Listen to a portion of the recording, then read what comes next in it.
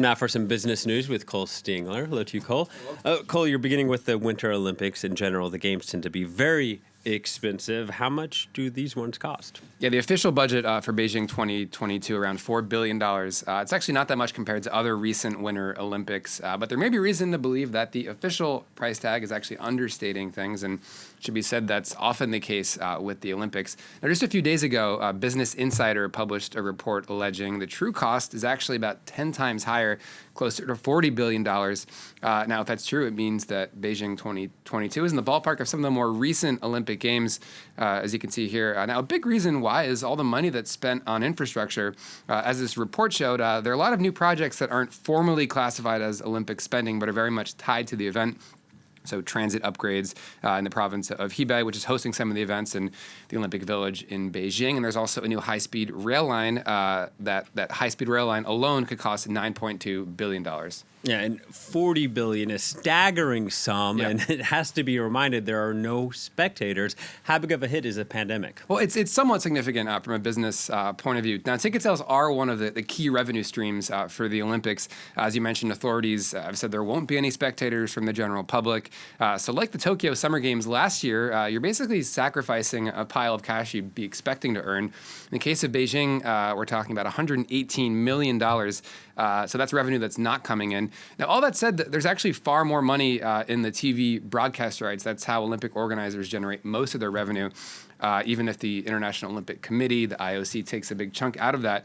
We don't have the official figures for Beijing, but just to give you a sense of the kind of figures that we're talking about here, last year in Tokyo, TV rights generated $1 billion for the IOC alone, so way more than those tickets. Then that revenue stream, TV rights, still very much alive. Yeah, so nothing to sneeze at that money. So TV rights, sponsorships, are there any other economic advantages? Yeah, it's a hard question. It really depends on who you ask. So in terms of the sheer numbers, there aren't that many benefits to hosting the Olympics. You're spending far more than you're earning. The job gains tend to be temporary. Infrastructure upkeep can cost a lot. It's why you have more and more economists saying it's really not worth it to put on the Olympics.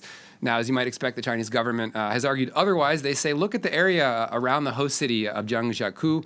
There's more infrastructure, and there are also new jobs tied to winter sports. That last point is maybe the single biggest economic argument that Beijing has put forward for these games.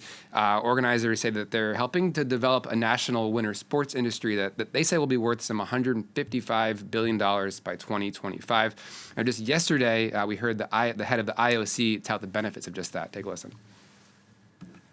From this tremendous growth, the winter sport industry across the globe will greatly benefit because of the high demand for infrastructure, equipment, and expertise.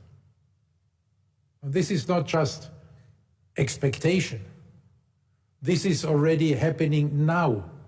Well, shifting gears now, last day of the trading week, and Cole, yesterday was a brutal day for the tech industry on Wall Street.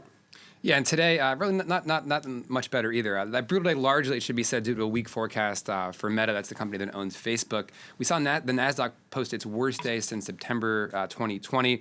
As I was saying in the picture, not a whole lot brighter, on the major European indexes today.